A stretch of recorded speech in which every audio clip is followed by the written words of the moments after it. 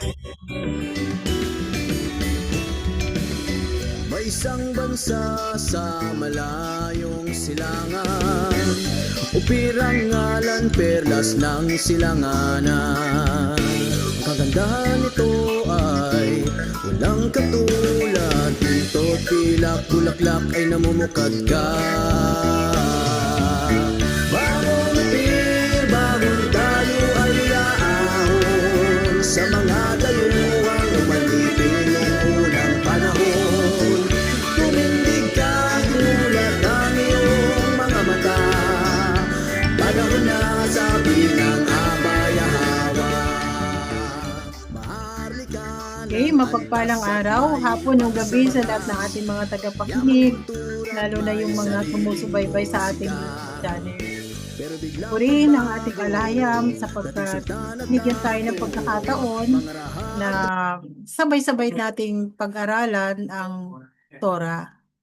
So ngayon, magpapatuloy po tayo sa pagtalakay sa aklat ng unang Leviticus. Okay, unang Leviticus, Kabanata 12.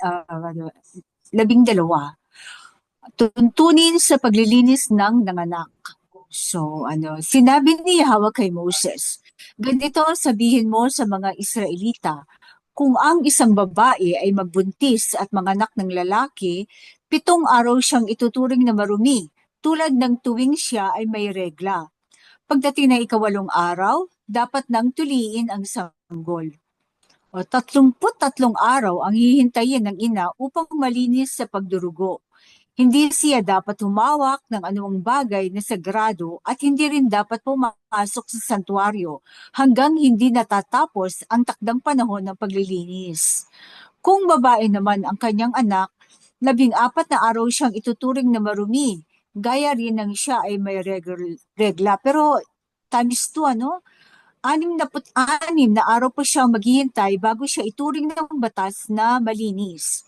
So pag lalaki ay 7 araw siyang defiled, and then after 33 days, 33 araw siya ang hihintay niya bago siya makapasok sa sa mga Sa santuario. house of prayer. Oo, house of prayer. Or baka hawak ng mga, pero magka-cleansing, mag-offer muna siya. Pero pag babae ang anak, ay doble. 14 na araw siya ituturing na marumi, then ang pagdurugo niya is 66 days. Kasi ang pag babae kasi, hindi lang yung blood ang palilipasin, pati yung hormone. Yung hormone kasi is more mataas ang estrogen ng babae pag babae ang anak niya. So, kailangan hindi siya makaka-affect ng ibang hormone, ng kanyang hormone sa ibang, maaaring sa lalaki o sa ibang babae, di ba? Kasi hindi natin nakikita yung mga hinahawakan natin, nalalagyan na ng pawis, nalalagyan din ng estrogen yan. Kaya nga ang mga Israelita, usually mga lalaki anak, kasi maingat ang mga babae. Pag babaeng anak, mas matagal silang nag-separate. Okay, verse 6. Kung tapos na ang panahon ng kanyang paglilinis, maging lalaki o babae man ang kanyang anak, magdadala siya sa saserdote sa may pintuan ng toldang tipanan ng isang tupang 1 taong gulang bilang handog na susunugin, at isang ibon o manok bilang handog para sa kapatawaran ng kasalanan. Dito lang ako tataka, bakit may sin offering pa, no? Pag ikaw ay nanganganak, kailangan parang obligado na ka ng sin offering. Ang birth offering is parang pwedeng pasasalamat din yun, pero yung sin offering, I don't know kung para saan siya. Mga kapatid, para saan po ba yun? Siguro considered ng ang babae Yung minanang kapag pagkatalik? O yung minanang kasalanan ng malamang ating yun, yung asawa? minanang kasalanan. Kasi 'di ba Okay, sige. nagkaroon ng sumpa sa babae Oo. sa kanyang panganganak. Oo. Kaya pag nanganak siya, ibig sabihin, nag-commit siya ng, Oo, ng sexual kasalanan, sin. oo. O parang, no?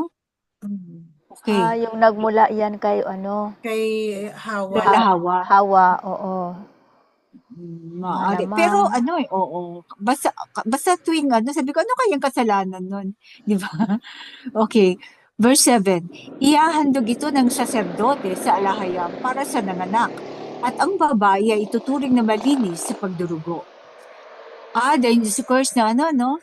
Ganito ang tuntuning dapat sundin ng isang nanganak. Kung hindi niya kayang maghandog ng tupa, kukuha siya ng 2 ibon or manok. Ang isa ay handog na susunugin at ang isa naman ay handog para sa kapatawaran ng kasalanan. Matapos ihandog ng saserdote ang mga ito, ituturing ng malinis ang ina. So, naisip ko kasi ngayon yung yung, di ba, may mga prenatal, yung pag na tapos may mga ini-inject. Pagpalagay na babae ang anak, kasi yun, pag na-conceive, once sa conception pa lang, na ng alahim kung lalaki o babae yan eh.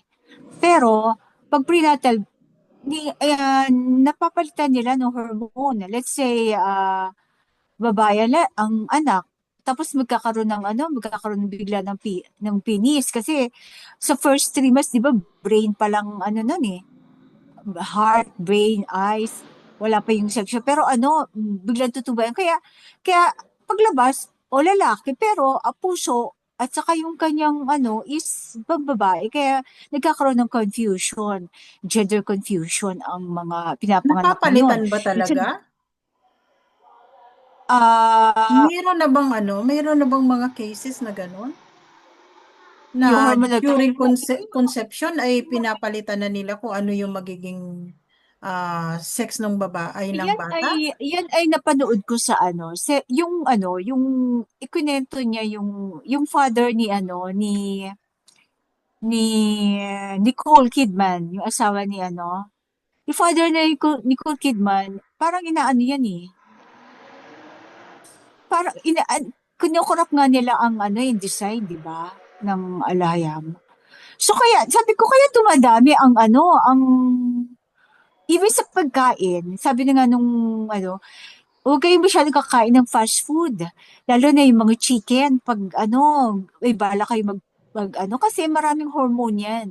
So baka ang anak mo ay lalaki, tapos makakakain na kan sobrang estrogen.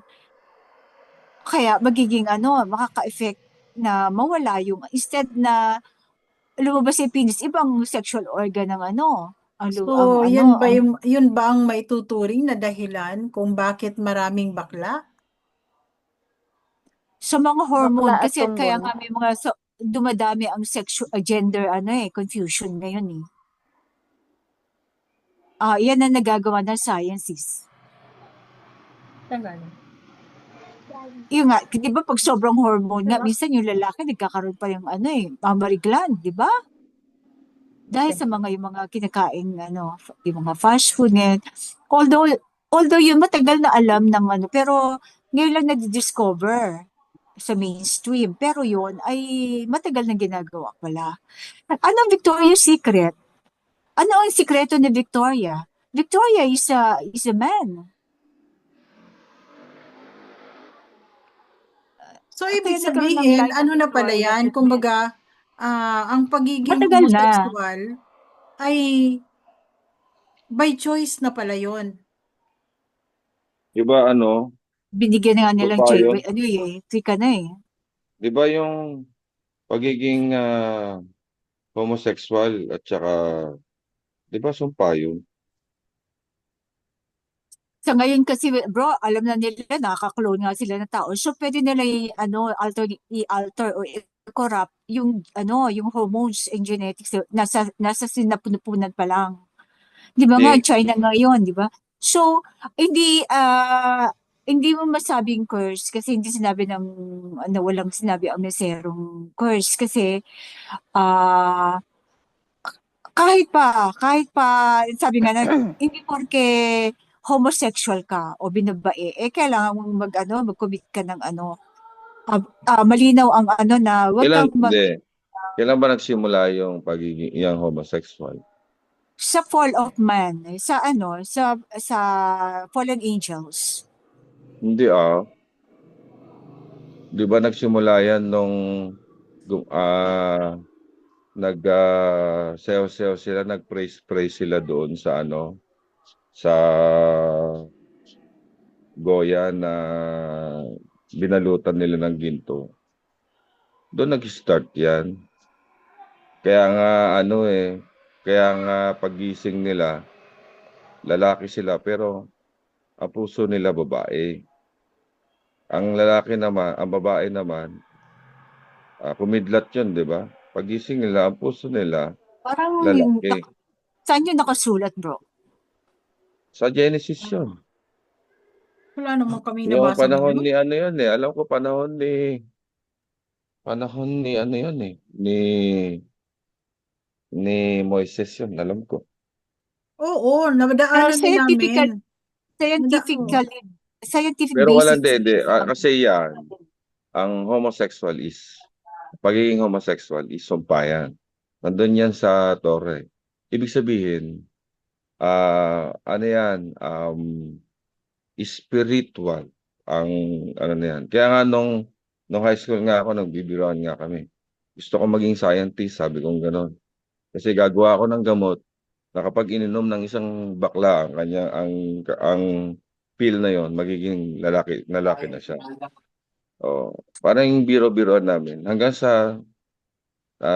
dumating hanggang sa na-realize ko noon nung nakita ko napanood ko yan o nabasa ko yung verse na yan na hindi pala na-realize ko na hindi pala yan wala pa ang mensahero noon.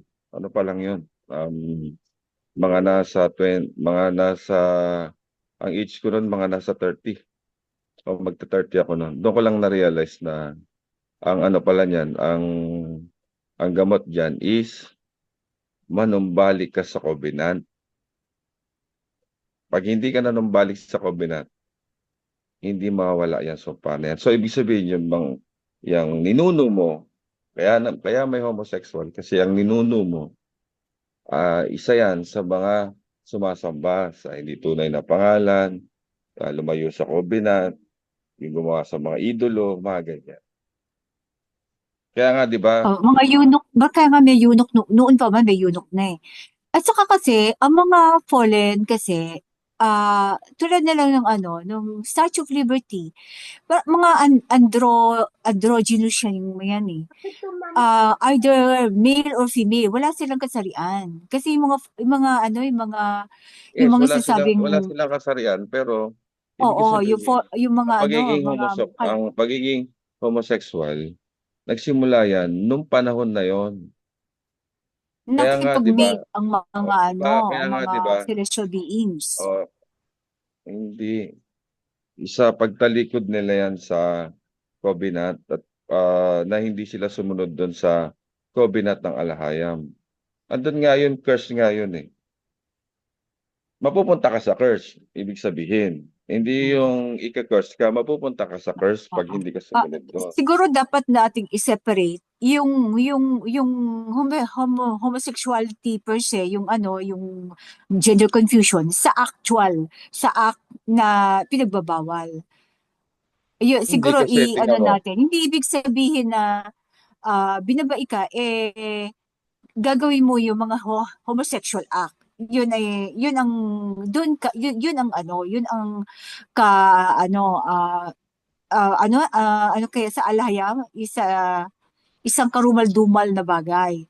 Pero yung ipinanganak ka na ganyan, may pusong binabae o may pusong nilaki in case of babae, hindi yan kasalanan. Kumbaga, merong ang corruption of of creation eh. eh, May hindi, kinorrupt hindi, sa hormone hindi sis, hindi mo kasalanan.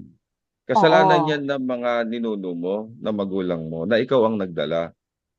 Di ba, nandoon na nga yun, sinabi nga niya kay Oo. Solomon, hindi ko sa'yo ipapataw ang parusa. Hindi ko babawiin sa'yo ang kingdom, pero sa anak mo.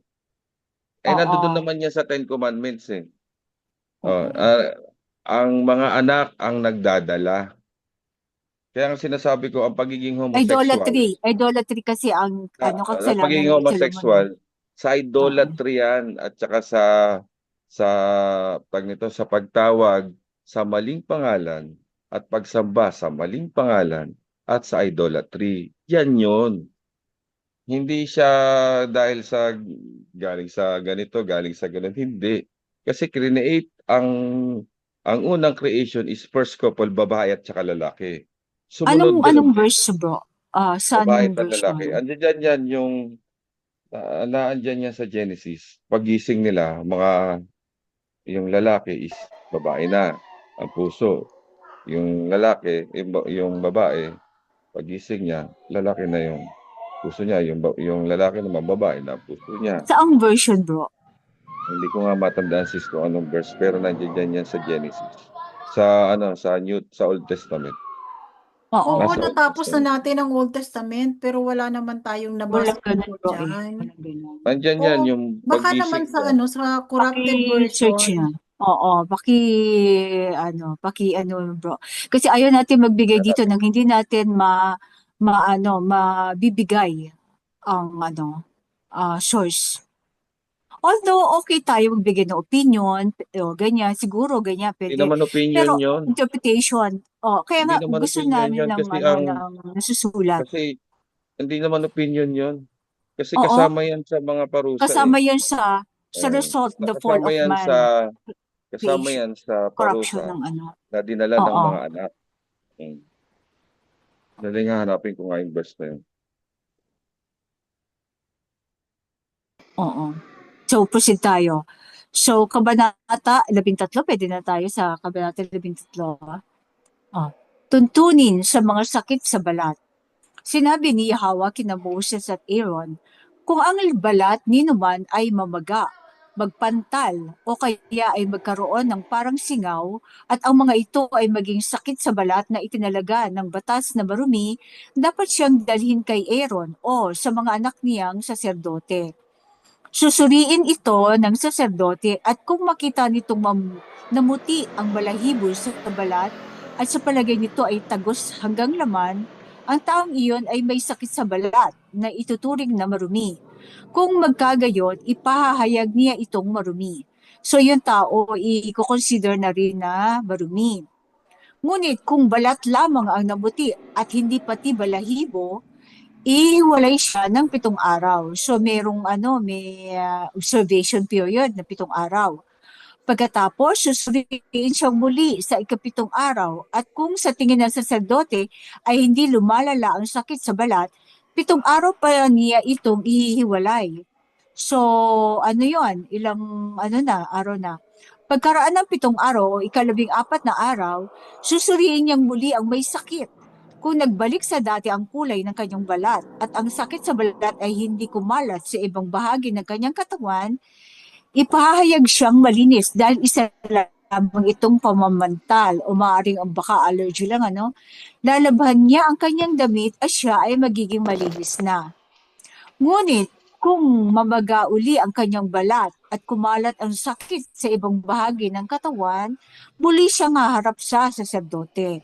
Sisiyasatin siyang muli at kung ang pamamaga ay kumakalat nga, ipahayag ng saserdote na ang may sakit ay marumi. So, ibig sabihin nakakahawa na yung sakit o baka nasa dugo na, no?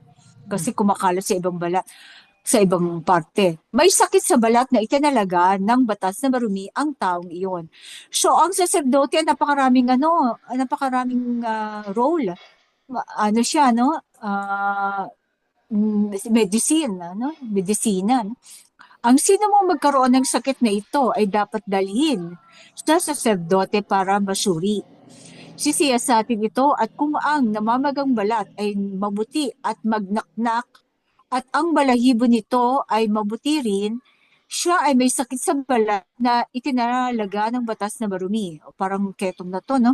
Siya ay ihihiwalay ng saserdote sapagkat tiyak ngang siya ay marumi. Kaya mahigpit ang batas noon sa kalinisan, no? Verse 12. Kung kumalat ito sa buong katawan, sisiyasatin siya ng saserdote At kung naging maputing lahat ang balat niya mula ulo hanggang paa, ipahayag siyang malinis sapagkat ito ay hindi nakakahawa. Kung parang albino or parang yung tawag doon, yung namumuti ang balat, ano ba yung tawag doon, sis? Hindi yun nakakahawa eh. Yung parang DOH, ano natin, secretary natin, namumuti ang balat. Oo, ano nga bang tawag doon? Parang, parang, Vitiligo? parang gano'n, oo. So, hindi siya, malinis siya sapagkat ito ay hindi nakakahawa. Parang sa genetic yun eh, no? Subalit, sa sandaling ang balat ay magsugat-sugat, ituturing siyang marumi. Okay. Psoriasis naman ito, no? Sisiyasatin siya ng saserdote at kung gayon nga, ang makita nito, ipahayag nitong marumi ang taong iyon. Ang paglitaw ng mga sugat ay tanda na ang taong iyon ay may sakit sa balat na nakakahawa at siya ay may tuturing na marumi. Kung sakaling gumaling ang sugat at pumuti ang balat, dapat siyang pumunta sa saserdote upang muling magpasuri. Kung makita ng saserdote na ang kanyang sugat ay pumuti, ipahayag siyang magaling na at ituturing na malinis. So, ibig sabihin, peklat na lang yun pag ano na, no? After ng magsugat ay pumuti, peklat na lang siya. Scar tissue. Verse 18. Sino mang magkapigsa ang alinmang bahagi ng kanyang katawan at gumaling, ngunit ito ay mamaga muli at mamuti o mamula, dapat humarap sa saserdote ang taong iyon. So, na-infection siguro. Kung makita niyang tagos sa laman ang sugat mula sa dating pigsa at ang balahibo nito ay namuti, ang taong iyon ay may sakit sa balat na itinalaga ng batas na marumi. Ngunit kung hindi naman tagos sa laman at hindi namuti ang balahibo, ang may sakit ay ibubukod ng 7 araw. Kung lumaganap ito sa ibang bahagi ng katawan, ipahayag siyang marumi sapagkat siya ay may nakahahawang sakit sa balat. So, kung lumaganap o kumalat, diba? Kung hindi naman kumalat sa ibang bahagi ng katawan, ito ay marka lamang ng pigsa at ipahahayag ng saserdote na malinis ang taong iyon. Pero kasi pag namamaga pa, pwede rin makahawa yan, kaya isa-separate ka pa rin siya. Isa-separate ka pa rin. Verse 24, kung mapaso ang isang parte ng balat at ang parteng laman ay nagkapula o puti, susuriin ang ito ng saserdote. Kung pumuti ang balahibo nito at tumagos sa laman ang sugat, ito ay sakit sa balat na itinalaga ng batas na marumi. Ipahayag na marumi ang taong iyon. So, infection na siya, no? Kung makita ng saserdote na ang balahibo ng napasong parte ng katawan ay hindi namuti at hindi tagos sa laman ang sugat, ihiwalay niya ang taong iyon ng 7 araw. So mga first or second degree burn lang yon.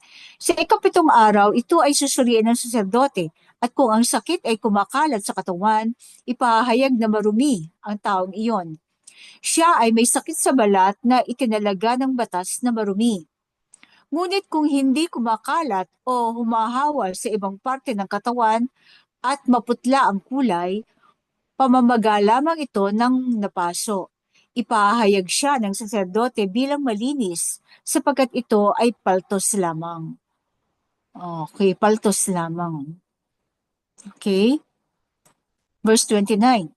Kung ang isang lalaki o babae ay magkasugat sa ulo o sa baba.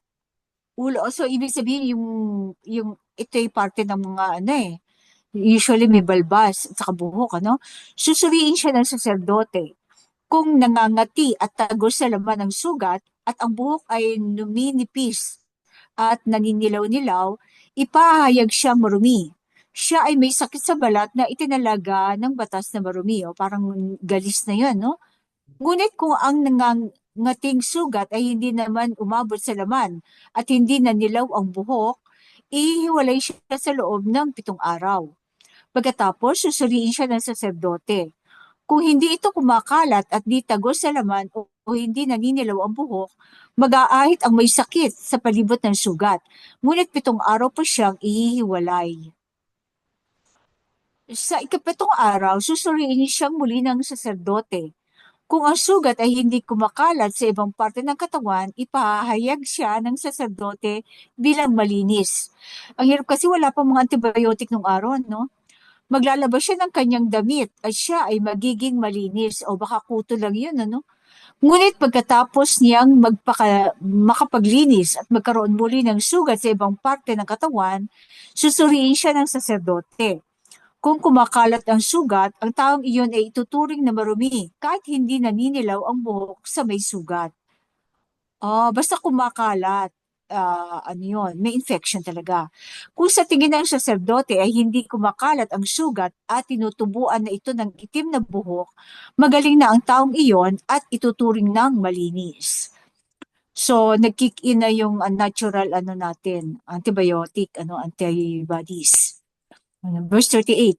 Kung ang sino mang babae o lalaki ay magkaroon ng mga batik na puti sa kanyang balat, susuriin siya ng saserdote.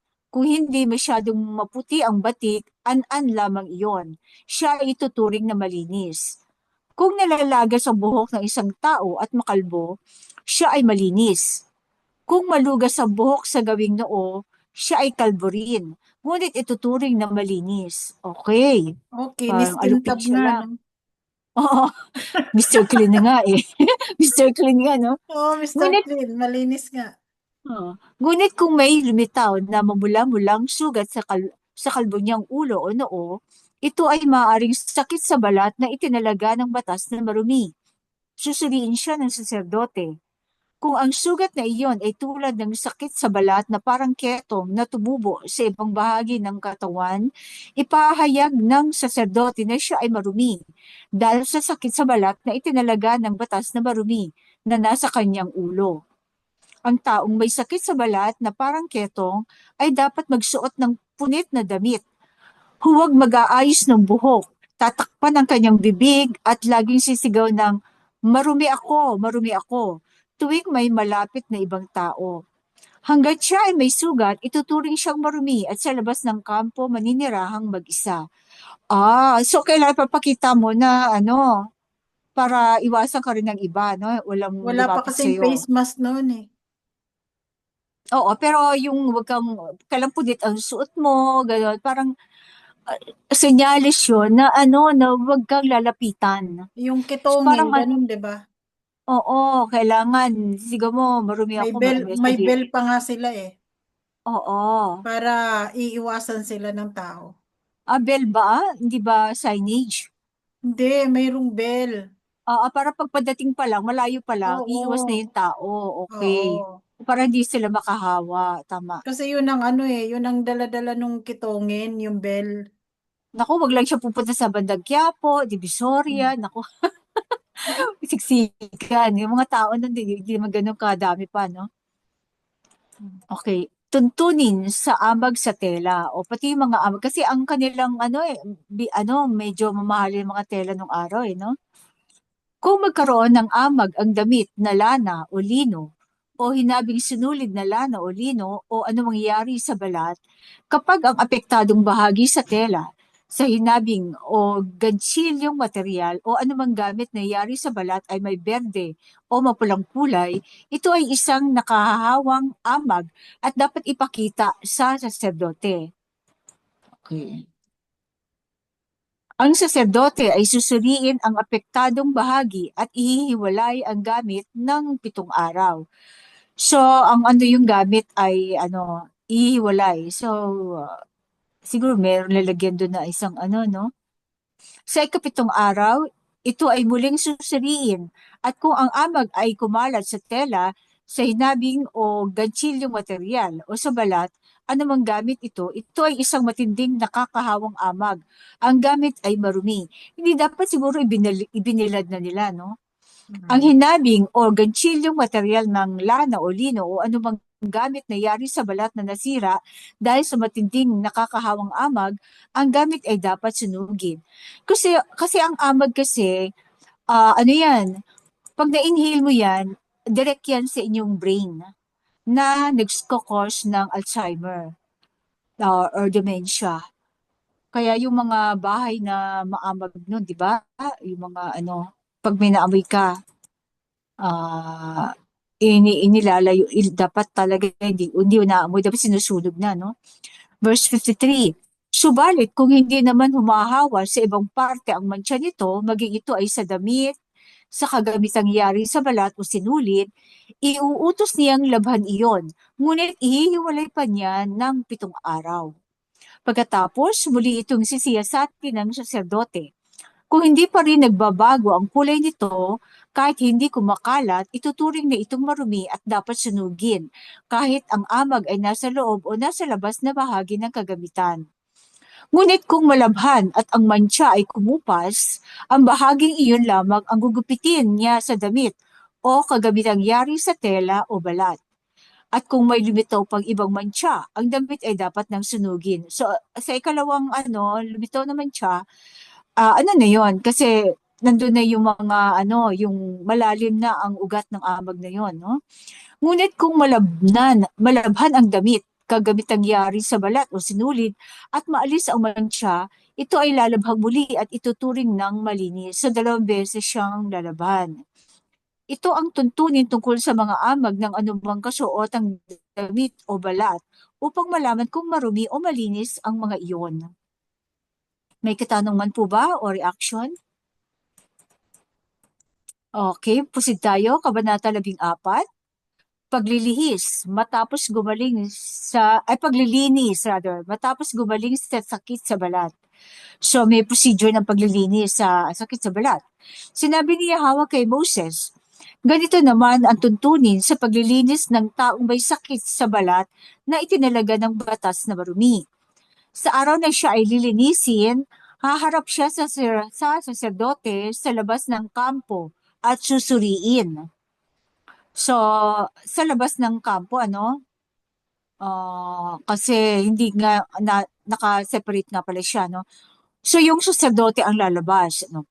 Kung magaling na ang may sakit, magpapakuha ang saserdote ng 2 buhay at malinis, kapirasong kahoy na cedar, pulang lana at hisopo. Oh, ngayon ko lang na-get yung pulang lana na to. Parang red light din ito siguro, no? Red light therapy o kapirasong kahoy ng cedar at hisopo. Okay. Ang hisopo naman ay may antiseptic na Oo nga, no? Ang red na wool is baka may may red light therapy, no? Verse 4, ipapapatay sa kanya ng saserdote ang isang ibon sa tapat ng isang bangang may tubig na galing sa bukal o spring. So, ibig sabihin malinis sa tubig. Itutubog niya sa tubig na may dugo ang ibong buhay. Yung pinatakan ng dugo, itutubog niya yung buhay na ibon. Yung isang buhay. Kasi yung isa, ginilitan na di ba? Ang kahoy na cedar, ang pulang lana at ang hisopo ay sabay-sabay niya itutubog. Ang dugo ay ibibisik ng 7 beses sa taong may sakit sa balat at ipapahayag siya ng saserdote bilang malinis. Oh, yung pero siguro hindi naman masyado kasi yung hindi naman ganun ka pula yung tubig. Siguro ilang patak lang, at magiging malinis na siya. Pagkatapos, palili pa rin niya sa kabukiran ng ibong buhay. Yun, na-transfer yung hindi ko mag-guess yung scientific explanation nito. Bakit, na-transfer dun sa ibong. Bakit kailangan wisikan ng dugo? Bali, yung tubig ay doon ipinatak yung dugo. Doon sa tubig. So, patak lang siya. Hindi siya pure na dugo. Oo, hindi. Ilang patak lang. Tapos nalagyan mo ng Tinunaw na sa hisopo, tubig. pulang wool, at saka Okay. yung isang ibong buhay, dun, dun ilulublob. Tapos, yun na ipangwibisik, yun, tubig lang yun. Siya, hindi naman siya pula, parang, tubig. Tapos palili pa rin yung, yung buhay na, yung isang ibong buhay. Yung itinubog mo doon sa tubig na yun. Okay. So, siguro, dinala na niya yung So, hindi ko, kung anong scientific explanation. No? Pero yung red wool, ngayon ko lang naisip, baka yung frequency kasi ng color red at saka nung wool is mataas. Okay. Verse 7, lalabahan ng nagkasakit ang kanyang damit. Siya ay magpapakalbo at maliligo. Sa gayon, ituturing na siyang malinis. Okay. Ito yung pag na ano, after na ma-inspection na malinis siya, ay hindi siya magaling na yung sugat niya, sa kanya gagawin tong paglilinis, O, then, pag nakapaligo na siya, nagpakalbo na siya at nakapaligo, ay tutuloy na siyang malinis. Pahihintulutan na siyang makapasok sa kampo, ngunit mananatili pang 7 araw sa labas ng kanyang tolda. Makakapasok siya sa kampo, pero hindi siya makakapasok sa kanyang tolda. So, sa open air lang siya. Sa open air. At sa 7 araw, aahitin niyang muli ang lahat ng buhok niya sa ulo, ang kanyang balbas at kilay at lahat ng balahibo sa katawan. Lalabhan niya ang kanyang damit at siya ay maliligo. Sa gayon, magiging malinis na siya. So may observation period pa rin, Sa 8 araw, magdadala siya ng 3 tupa. So iba pa yung 2 ibon. Ito naman, 3 tupa na 1 taong gulang at walang kapintasan. Talaga dapat maging malinis ka, hindi ka pabayaan sa kalinisan. Hmm. 2 nito ay lalaki. Magdadala rin sila ng sumaring sabay-sabay na, Magdadala rin sila ng 1.5 salop na mainam na harina na may halong ang langis at 3 litrong langis bilang handog na pagkaing butil. Dala ang kanilang handog, isasama sila ng saserdote sa harapan ni Yahawa sa may pintuan ng toldang tipanan. Ito yung salap epa to, Verse 12. Itinataas ng saserdote sa harapan ni Yahawa ang isang lalaking tupa at ang 3 litrong langis bilang handog na pambayad sa pagkukulang. So itataas, hindi itinataas, itataas. No? Instruction Verse 13, gagawing wave offering yung papatayin ang tupa doon sa lugar. Paano niya iba itataas yung lalaking tupa? Papatayin ang tupa doon sa lugar na pinagpapatayan ng mga handog para sa kapatawaran ng kasalanan at handog na susunugin sa loob ng lugar na banal. Ang handog na pambayad sa pagkukulang tulad ng handog para sa kapatawaran ng kasalanan ay para sa saserdote at napakabanal. So ito yung kakainin ng saserdote. Kukuha ang saserdote ng langis na pantalaga at papahiran niya ang lambi ng kanang tainga at ang hinlalaki ng kanang kamay at paa ng taong malinis. So ito yung mga ginagawa dun sa mga mga pinapagaling ng Mesaya. Ito dapat ang ginagawa ng mga saserdote. Inuutusan niya, go to the priest. Pero hindi pala mga pariseyong pari iyon. Mga Levita pala ang pari iyon, Kasi hindi naman ito alam ng mga pariseyo Verse 16, pagkatapos kukunin ng saserdote ang langis at magbubuhos ng kaunti sa kanyang kaliwang palad. Isasawsaw niya rito ang isang daliri sa kanyang kanang kamay at 7 beses niyang wiwisikan ang harap ng altar ni Yahawa. So kamay ang ipangwiwisik sa harap ng altar ni Yahawa. Kukunin ng saserdote ang natitirang langis sa kanyang palad at ipapahid niya ito sa lambi ng tainga at sa hinlalaki ng kamay at paa ng taong nililinis.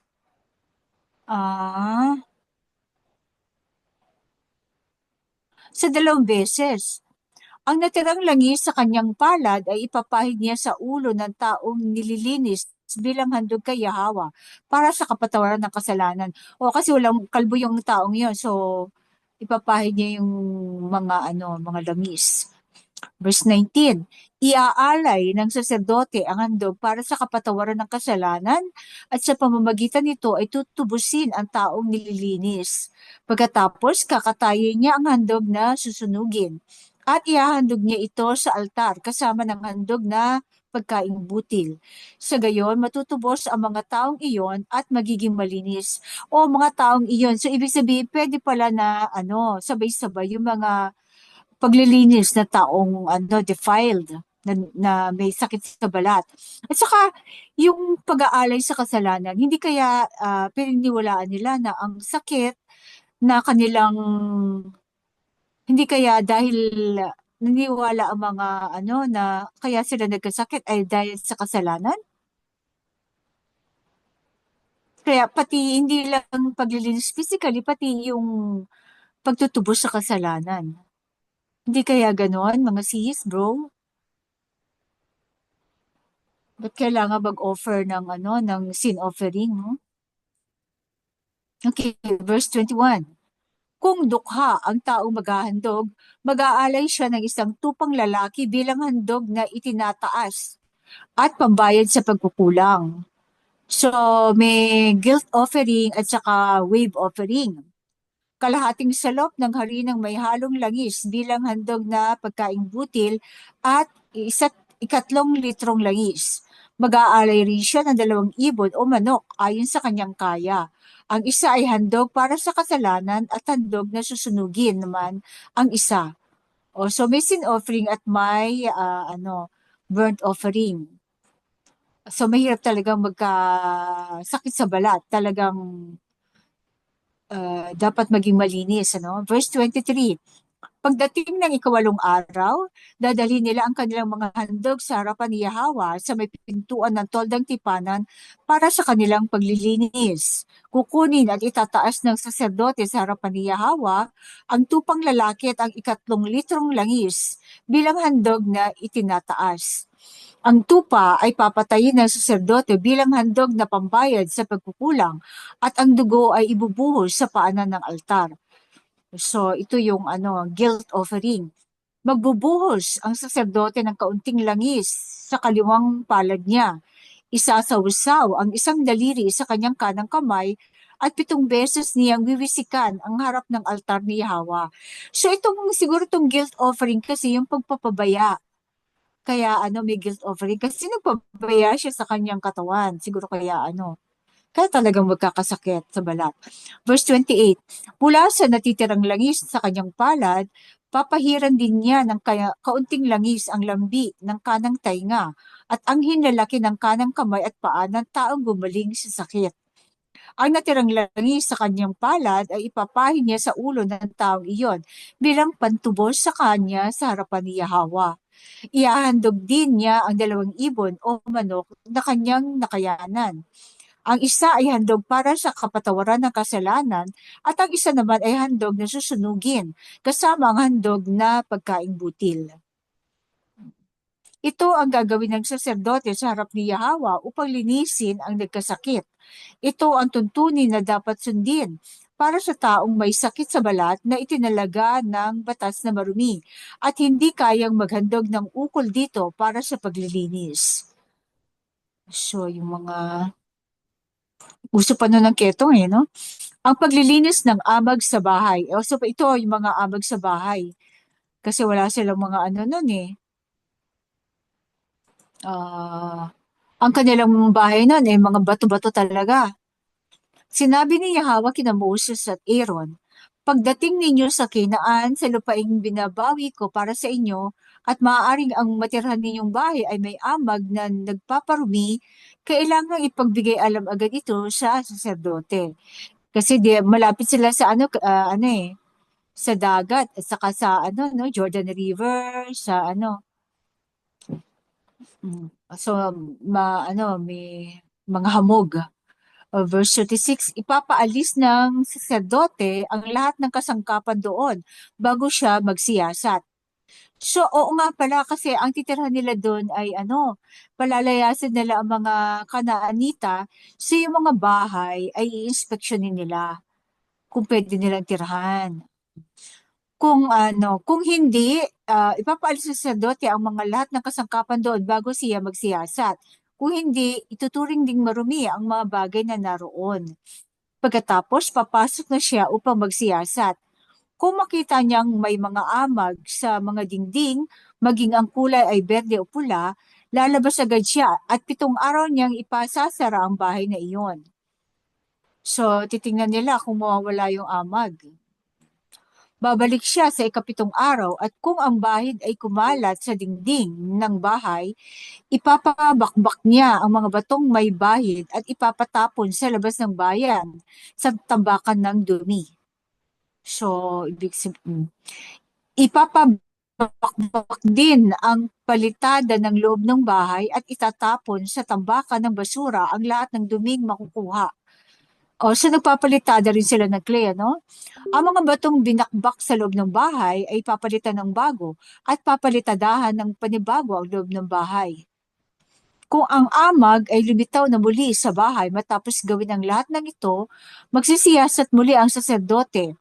Kung ang amag ay kumalat, ipapahayag na niyang marumi ang bahay na iyon. Ipasisira na niya ito ng lubusan at ipatatambak sa labas ng bayan sa tapunan ng basura. Ang sino mang pumasok sa tahanang iyon habang nakasara ay ituturing na marumi hanggang gabi. Ang sino mang kumain o matulog doon ay dapat maligo at maglaban ng damit na kanyang isinuot.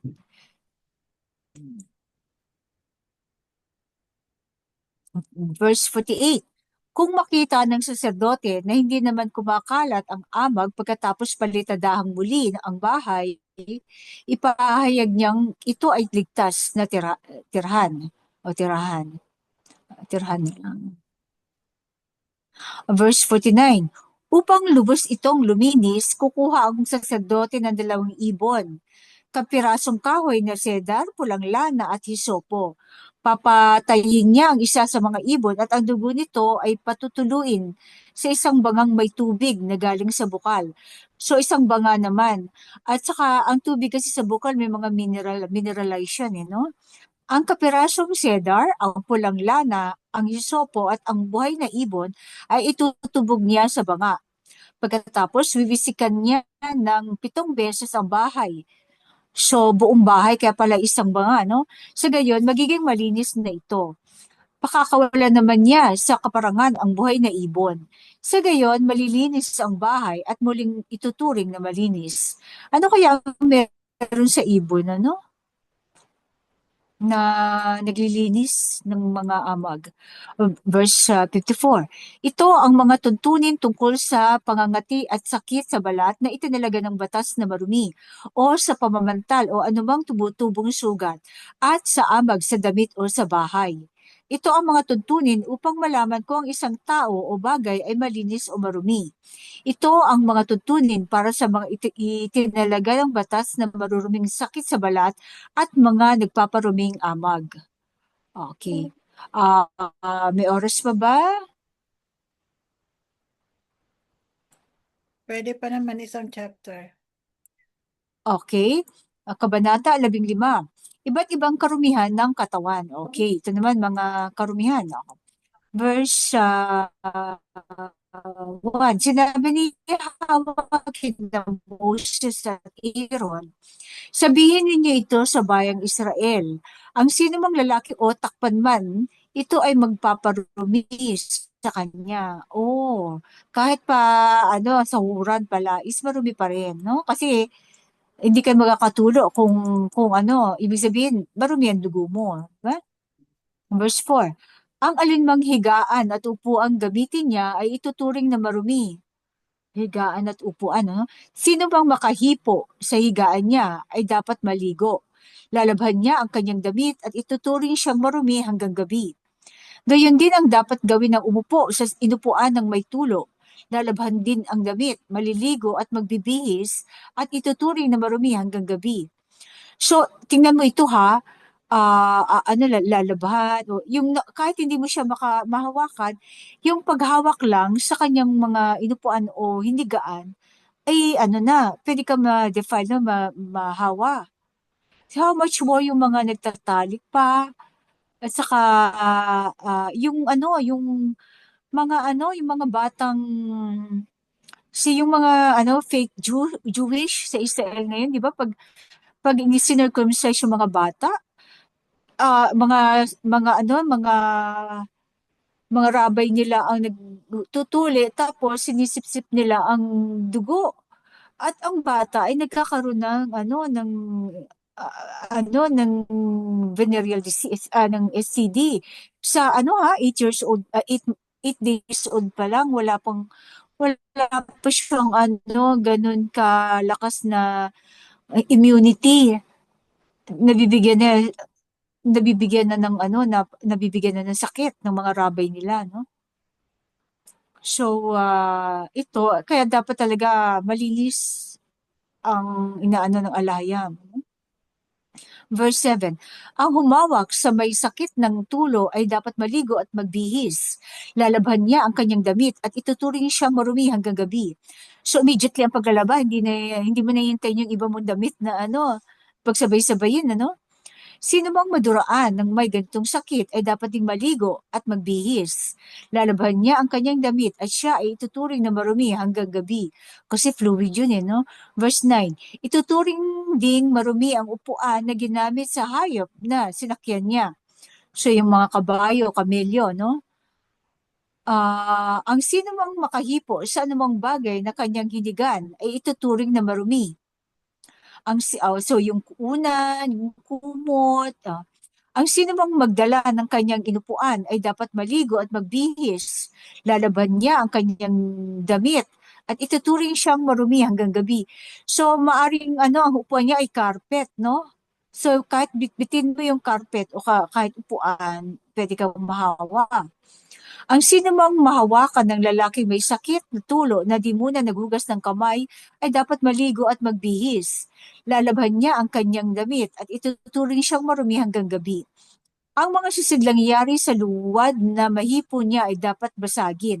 Luwad is yung clay, no? Kung sisidlang kahoy naman, dapat itong hugasang mabuti. Pag kahoy, pwede hugasan na mabuti. Siguro kukuskusin ito ng ibabrush. Verse 13, kung ang may sakit nito ay gumaling na, maghihintay siya ng 7 araw saka ang paglilinis. Sa ika-7 araw, lalabhan niya ang kanyang kasuotan at maliligo sa umaagos na batis. At siya ay magiging malinis na.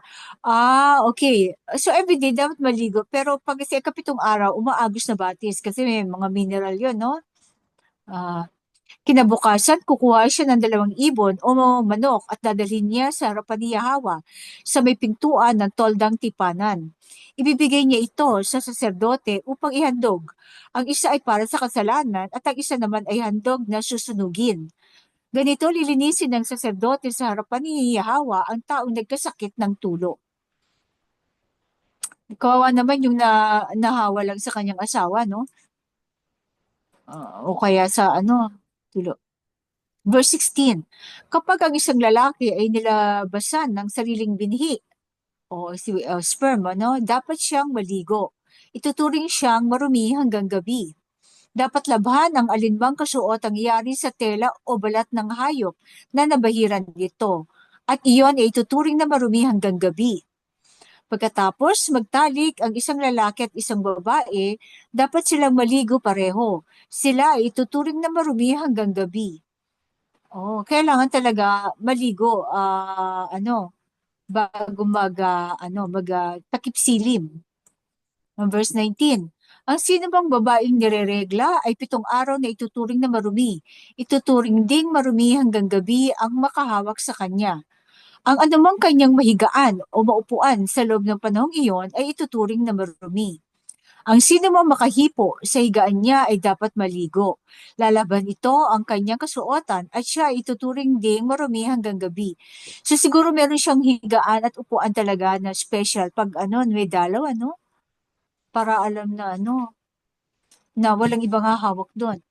Ang sino bang makahawak sa anumang maupuan ng babaeng ito ay dapat ding maligo. Lalabhan niya ang kanyang damit at ituturing siyang marumi hanggang gabi.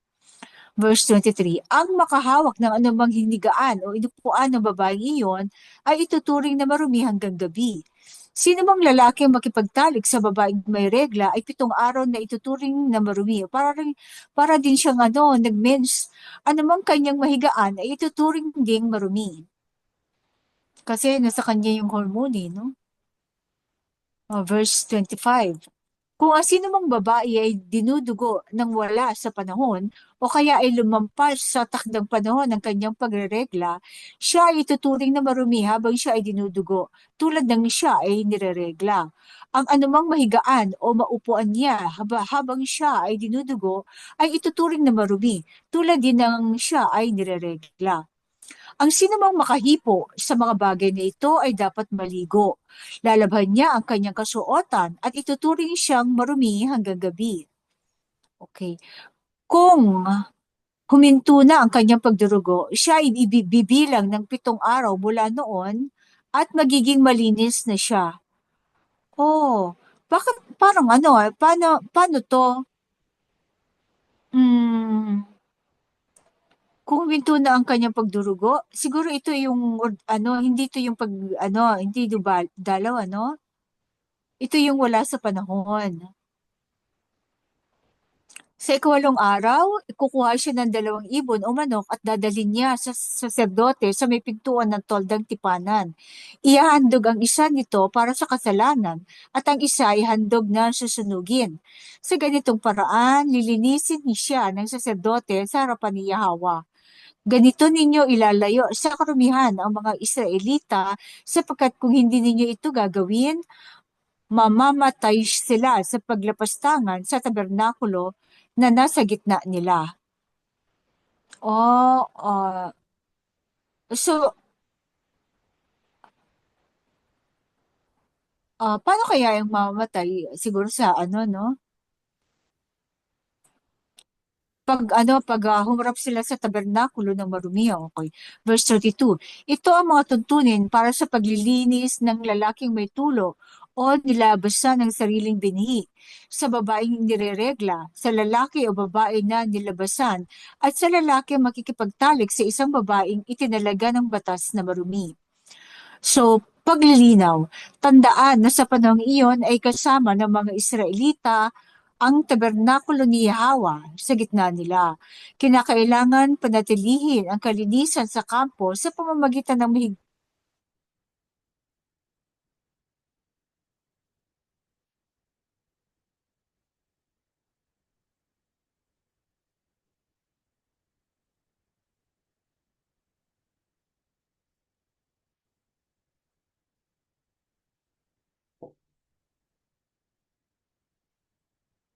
Hello? Saan na kayo?